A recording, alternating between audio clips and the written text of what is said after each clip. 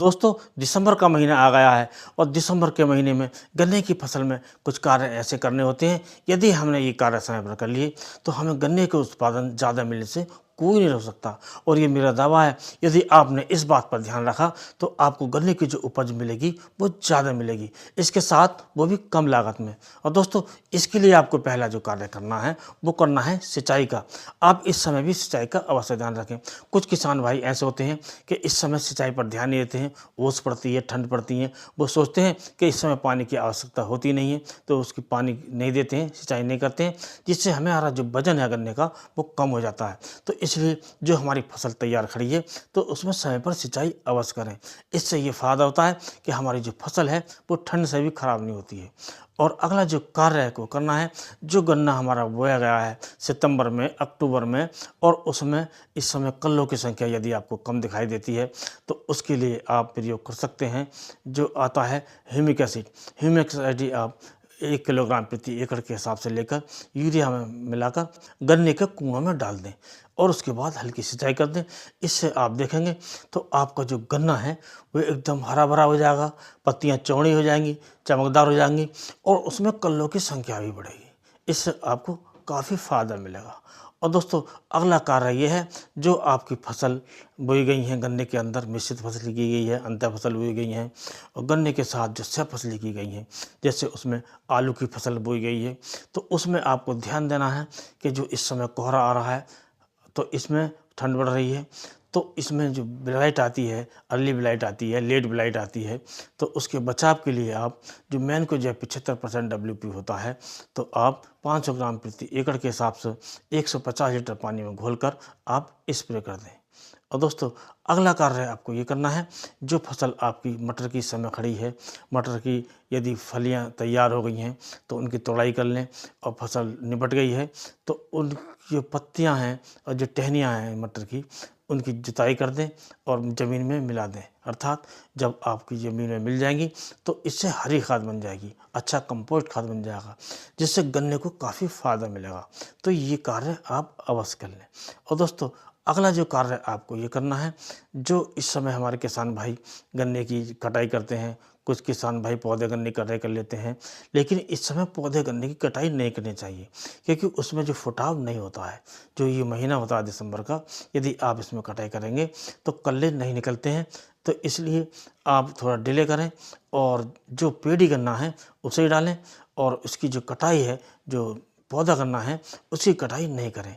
और इसके बाद जो अगला जो हमें कार्य ये करना है, जो हमारी अंतर फसल बोई गई है, अर्थात जो मिश्रित फसल बोई गई है गन्ने के अंदर, जो सरसों की फसल है, उसका आप प्रबंध करें देखने का, तो उसमें कोई बीमारी तो नहीं है, उसमें कोई आवश्यकता तो नहीं है किसी चीज़ की। यदि आप देखते हैं तो उसमें कोई कीट लगा है तो आप एक अच्छे कीटनाशक का प्रयोग करें। यदि देखते हैं कि कोई फफूंदी लगी हुई है तो एक अच्छे फफूंदीनाशक का प्रयोग करें।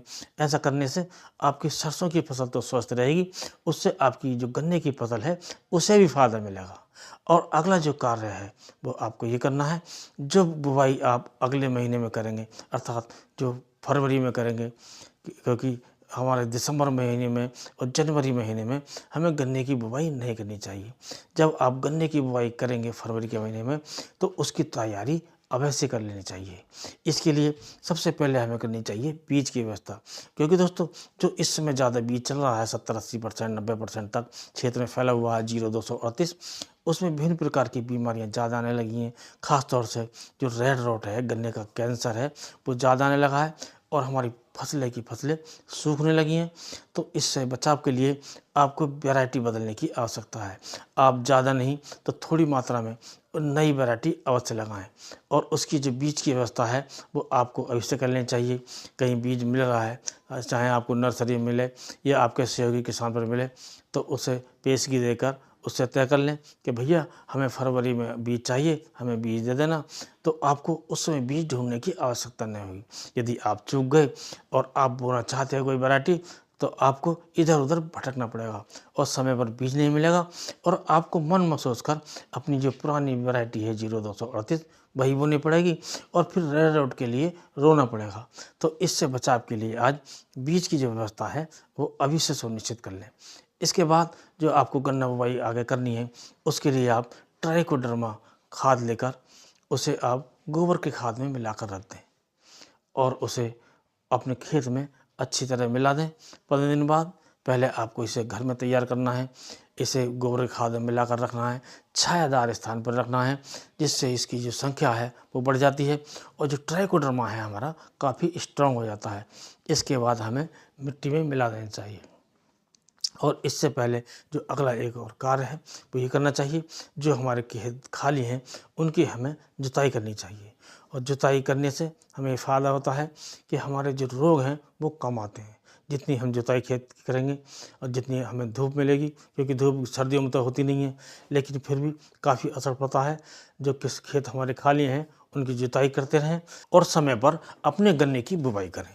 एक कार्य का आपको और ध्यान रखना है, वो है जो आपकी जो फसल खड़ी है, जो सितंबर की लगी हुई है या अक्टूबर की लगी हुई है और उसमें विभिन्न प्रकार के खरपतवार दिखाई दे रहे हैं, तो उन खरपतवारों को नष्ट करने के लिए या तो किसी अच्छे खरपतवारनाशक का प्रयोग करें या वो आप गुड़ाई द्वारा, जुताई द्वारा उसे नष्ट कर दें, ताकि जो हमने जो खाद दिया है, हमने जो माइक्रोन्यूट्रिएंट दिए हैं, उसे ये खरपतवार नहीं ले पाएँ और पूरा का पूरा भाग हमारे गन्ने की फसल को मिले। ऐसा होने से जो हमारी जो फसल होगी वो शानदार होगी और हमें ज़्यादा उत्पादन मिलेगा। तो इस बात का ध्यान आपको अवश्य रखना है। और अगला जो कार्य आपको ध्यान में रखना है वो रखना है गन्ने की समय पर कटाई। जो आपका पेडी गन्ना है उसकी समय पर कटाई निपटा लें। ये सोचें कि इस महीने के अंदर हमें पेडी गन्ना अवश्य निपटा देना चाहिए, अर्थात मिलों में पहुंचा देना चाहिए। क्योंकि दोस्तों जितनी जल्दी हमारी गन्ने की जो कटाई हो जाएगी, हमारा खेत खाली हो जाएगा, उतनी जल्दी हमारी अगली फसल लग जाएगी। या नहीं भी लगेगी तो जो हमारा खेत खाली होगा उसकी जो उर्वर शक्ति वो बढ़ जाएगी। अगर हमने 1-2 जुताई बीच में कर दी तो उससे काफ़ी उर्वर शक्ति बढ़ जाती है, तो इससे भी हमें काफ़ी फ़ायदा मिलने वाला है। तो इन बातों का यदि आप ध्यान रखते हैं तो आपकी जो उपज है गन्ने की वो ज़्यादा मिलने से, बम्पर मिलने से कोई नहीं रोक सकता। तो दोस्तों यदि वीडियो पसंद आया हो तो वीडियो को लाइक कीजिए, दोस्तों में शेयर कीजिए और चैनल को सब्सक्राइब कीजिए।